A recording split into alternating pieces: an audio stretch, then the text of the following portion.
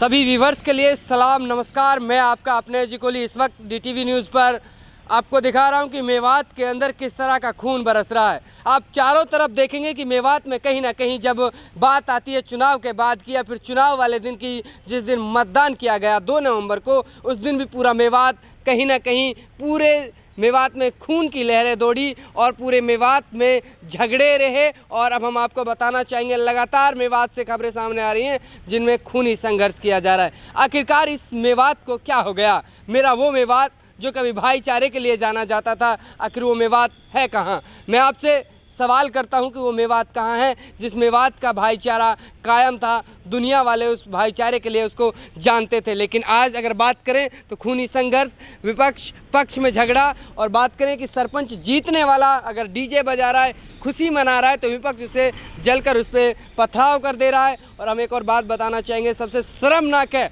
डूब के मर जाना चाहिए उन लोगों को जो इस बात पे कोई सवाल नहीं कर रहे हैं और जिन लोगों ने इस वारदात को अंजाम दिया। कल देखा कि कंसाली गांव में जब मैयत को ले जाया जा रहा था, शव को लोग ले जा रहे थे, तो उसमें भी पथराव कर दिया गया।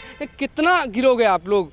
मेरे मेवात के उन लोगों से ये अपील है, उन नेताओं से भी अपील है कि आप लोग आगे आइए। अब ये वक्त है जब मेवात जल रहा, झुलस रहा है, तो आप लोग बैठे हैं, घरों में बैठे हैं, इस झगड़े को रुकवाइए। आप लोगों की रिस्पॉन्सिबिलिटी बनती है कि आप लोग जाइए, गांव-गांव जाएं, लोगों को समझाएं। और लोगों से भी मेरी ये अपील है कि आप लोग शांत रहें। कब तक? क्या करेंगे और कैसे? क्या होगा आखिर इस मेवात का जो हर दिन आए दिन लोग मर रहे हैं, खूनी संघर्ष हो रहा है? कहीं देख लीजिए, आप किसी भी गांव को उठा लीजिए जहां पर झगड़ा हो रहा है, सिर्फ अपने परिवार, अपने भाई में, अपने गांव में। आखिर क्या? ये सवाल है आप लोगों से, क्या होगा आखिर इस मेवात का? अगर इसी तरह चलता रहे तो हम किससे कहेंगे और किसके लिए सरपंच लगेंगे? कैसे विकास होगा? विकास होगा, इन बातों से विनाश हो रहा है। आखिर पंचायती चुनाव के बाद क्यों ये झगड़ा हो रहा है? इसके पीछे की मेन वजह क्या है? मुझे लगता है कि लोग जो सरपंची में जो पैसा आता है उसको विकास ना कराकर जेब में भरने के लिए इसलिए लड़ाई कर रहे हैं आप लोग, इसलिए झगड़ा कर रहे हैं, इसलिए एक दूसरे की जान ले रहे हैं। बताइए, क्या वो जो 12 करोड़ आ रहे हैं, किसी को 10 करोड़ आ रहे हैं, कहीं 3 करोड़ आ रहे हैं, 6 करोड़ आ रहे हैं, आप लोग इसी के लिए झगड़ा कर रहे हैं? पैसे के लिए झगड़ा कर रहे हैं? आप लोगों से सवाल है।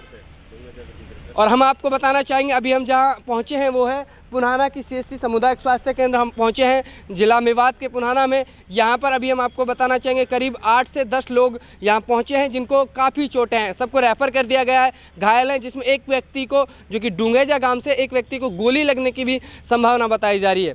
बताया जा रहा है कि उसमें झगड़ा हुआ, जीतने वाले पक्ष जो डीजे बजा रहा था, तो दूसरे पक्ष जो हारने वाला था, उन्होंने उसके ऊपर हमला कर दिया। दूसरे पक्ष ने भी फिर पूरी तरह से हमला किया। सभी को चोटें हैं, गंभीर चोटें हैं, सबको रेफ़र कर दिया गया है और बताया जा रहा है कि गोली भी लगी है। आखिर क्या होगा इस मेवात को? क्या, किसके लिए हम लोग लड़, किसके लिए, किस चीज़ के लिए लड़ रहे हैं? क्या बचेगा?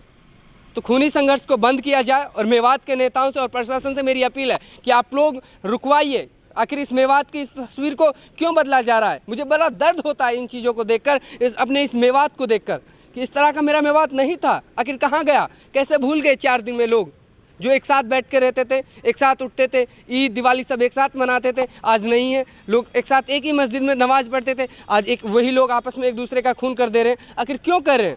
तो बने रहे आप हमारे साथ। तो मैं आपसे सभी से अपील करूँगा कि आप लोग झगड़ों को बंद कीजिए और इस मेवात की तस्वीर को मत बदलिए, वही रहने दीजिए, भाईचारे की तस्वीर ही रहने दीजिए, तो अच्छा होगा। धन्यवाद।